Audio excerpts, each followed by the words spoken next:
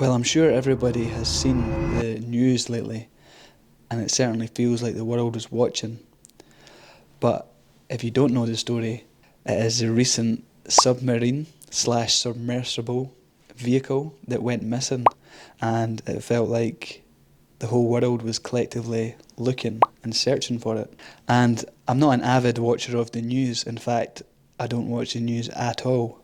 But it came across my YouTube feed, and I couldn't help being drawn towards the story. The pure thought of being in that situation was terrifying. Obviously, the story has now came full circle, and they suspect that the submersible had a catastrophic implosion. But before that was the case, in my mind, I had this vision that the submersible had lost power and they maybe sank to the bottom of the seabed, and there was 5 men helplessly waiting to die. And to me, that sounds petrifying. It sounds like one of the worst possible ways to die. And although there's no good way to package death, I think we could all agree that a sudden implosion and instantaneous death, between the two choices of that and to die slowly and wait for your oxygen to run out, having zero hope and just waiting to die with no other way to spend the last hours of your life than just to wait at the bottom of the sea in a submersible. That to me sounds petrifying, and I think that's what drew me so much to this story. And man, it's just sad. Either way, obviously there's no positive way to package death, but it really got me thinking, about death, because everybody watching this and me, we can all agree we're going to die, okay? So it's guaranteed that we're going to die, and we don't know how we're going to die, we don't know when we're going to die. And to me, it's a scary thought. I am scared of death.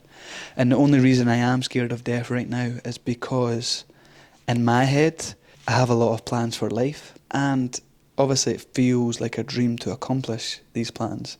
So I actually fear dying early rather than dying at all. I think if you want to look at it a certain way, life is beautiful because you die, so your time's limited. So if we know we're going to die, then really the only other variable is how we live. What are we doing every day or over your lifetime, your unknown lifespan? How are you living? If all death is sad, then the only way it can be less sad is how you spend your life. What do you do with your life? That is the question, and that is what I've been thinking about. This news article has made me think about, and that's what I want the viewers of this, me speaking right now, to think about. You're going to die, that's fine. There's no way around that. But how you live, you have control over how you live. Hindsight is 20/20, and now hearing the stories of this submersible, of course it seems like a idiotic idea to go down on an experimental submersible to the depths of the ocean that they went to, and to hear the experts talking about how it was unsafe and how unforgiving the environment is. Of course, now it seems like a really bad idea. Why would you do that? But let's imagine for a while, one of the persons on board was apparently a British billionaire explorer. How he made his money, I'm not too sure. I believe it was something to do with the aviation sector. It doesn't really matter. But when you hear the news articles about him, they all tend to say that he was an explorer.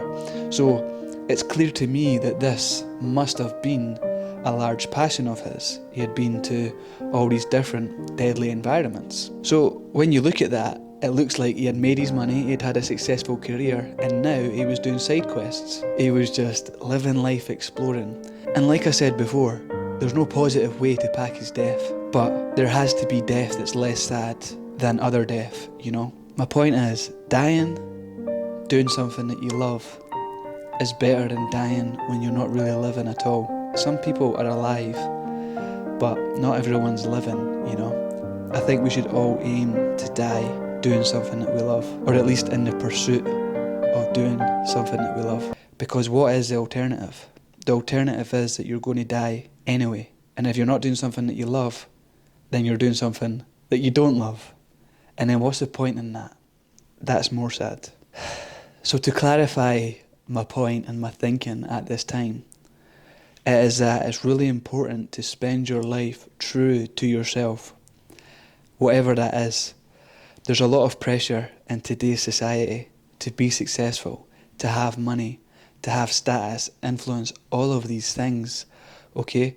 But make sure that whatever you do in your life, whatever you're chasing, make sure it's genuinely true to what you want. Obviously, external influence and inspiration and motivation can be a good thing, but not if you're not living true to yourself. And this is not a rant to make you reach for more in life. This might just be the opposite. And it might just make you realise that you are happy living the way you live. And you have a 9 to 5 and you have a peaceful life. And your life is beautiful. You enjoy your colleagues, you enjoy your social life, you have good relationships with your family and friends. Maybe you're going through a phase where you feel like you should be more, where you feel like you should have more money, you should have more success, have more status, be at the best parties in town or in the world. And maybe this is a moment to reflect and realise that this isn't your own true thoughts, this is what society and the world is making you think. And actually, right here, right now, today in your life, you are happy, you are fulfilled, and you enjoy your life right now. And if that is the case, let it be. Let all these external thoughts be realised that they're nothing more than an external influence thought, and they're not your own true internal thoughts. So try and be aligned and think, what do I truly want? What do I want? You know, and follow it, be it, chase it, or if you're already doing it, be at peace with it. So lastly, I want to finish by just mentioning the 5 people on board. Number 1 was the CEO, Stockton Rush, who I'm sure his name's going to be dragged through the mud, which is a shame, rightly or wrongly, I don't know. But to be the CEO of the submersible company that had a catastrophic failure, there's going to be certainly controversy with his name. Then you had the British billionaire Hamish Harding. To me, he obviously lived a very successful life. Like I said, no death can be packaged in a positive manner, but it seemed like he was living a life true to himself. You have French diver Paul-Henri Nargeolet. I hope that's the right way to pronounce his name. He'd obviously had a successful career, and if he was a diver, I'm sure he was also following passions which were true to him. And I'm sure in hindsight he would still not have went down if he knew it was going to implode, but at least it seemed like he was living a life true to him. Prominent Pakistani businessman Shahzada Dawood, and I don't know what type of businessman he was, I don't know much about his story, but also his son Suleman was also on board, and that seems like the saddest part of this all. His son, I believe, was only 19 years old, and you can't help but think that he had his whole life ahead of him. You know, what could he have done with his life? What dreams did he have undiscovered that he was yet to follow? What passions did he have? What relationships had he not yet pursued? Amazing experiences he could have had. It does seem extremely sad. If we can take anything from this, if you're watching this, you're alive, and you get to choose how you live your life. And it might not be tomorrow you start living it true to what you want to do, but taking the first step in the journey is a life well spent. Whether you get there or not, whatever the goal is in your head, it can change along the way. But chasing that goal and taking the smallest of steps, as simple as a Google search, Googling what it is that you're interested in, as simple as how to become a piano instructor. You might be working in construction, but you have a passion for classical music.